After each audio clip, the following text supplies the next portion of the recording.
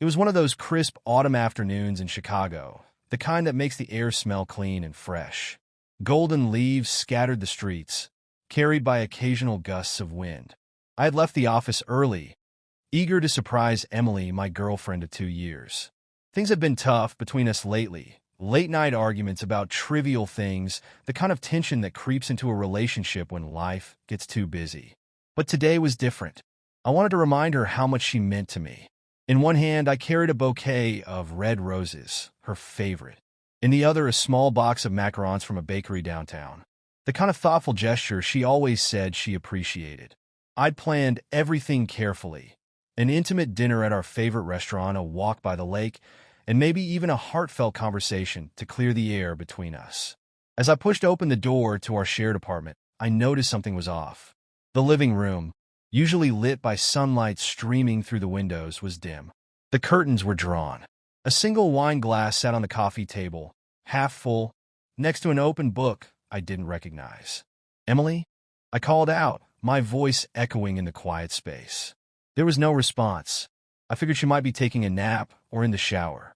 A small smile tugged at my lips as I imagined her reaction to my surprise. Quietly, I set the roses and the pastries on the kitchen counter and made my way toward the bedroom. That's when I heard it, soft laughter. At first, I smiled, thinking she was on a phone call.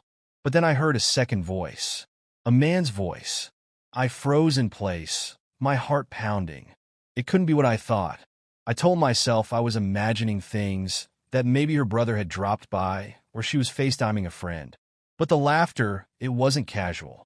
It carried a familiarity, an intimacy that sent a chill down my spine. I inched closer to the bedroom door, which was slightly ajar. The voices became clearer.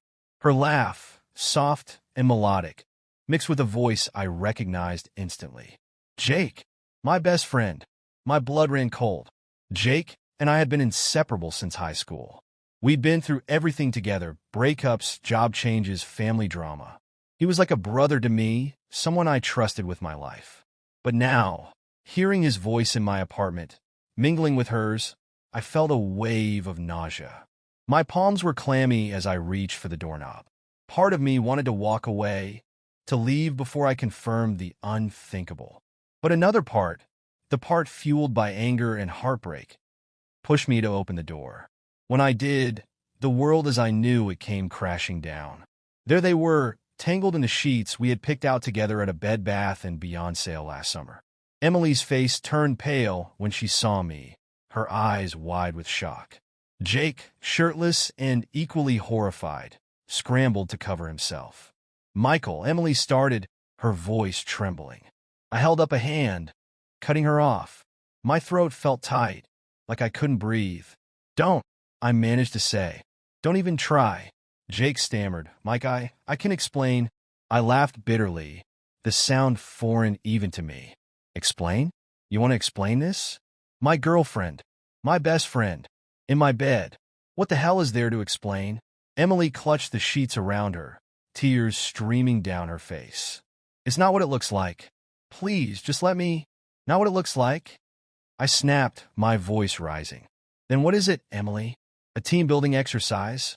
Jake looked down at the floor, his face red with shame. He had always been the confident one, the guy who could talk his way out of anything. But now, he looked like a child caught stealing candy. "It just happened," he mumbled. "We didn't mean for this to happen." I felt a rush of anger, so intense I thought I might hit him. But I didn't. Instead, I took a step back, shaking my head. "You didn't mean for it to happen? What does that even mean, Jake?" "You accidentally tripped and fell into my girlfriend's bed." The silence that followed was deafening.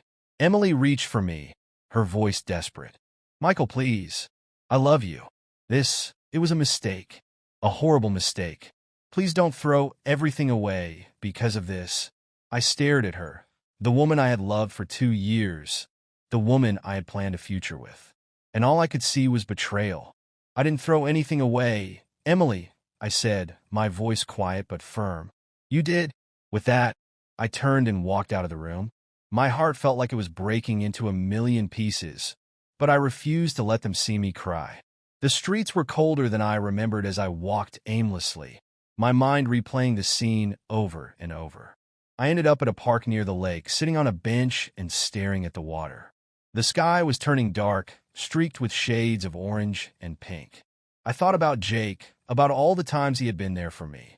I thought about Emily, the nights we stayed up talking about our dreams, the morning she'd wake me with a kiss. And now, all of it felt like a lie. For days, I didn't answer their calls or texts. Emily tried to come over, but I couldn't bear to see her. Jake left me a voicemail, apologizing over and over, but I deleted it without listening to the end. I needed space, time to figure out how to move forward. Eventually, I moved out of the apartment. It was too full of memories, too painful to stay. I found a small place on the other side of town, where no one knew me. Healing was slow. There were nights when the loneliness was unbearable, when I questioned everything about myself. Was I not enough? Did I miss the signs? But over time, I realized that their betrayal wasn't about me. It was about them, their weaknesses, their choices. I started going to therapy, focusing on my career, and reconnecting with old friends I had drifted away from. One day, months later, I ran into Jake at a coffee shop. He looked older, worn out.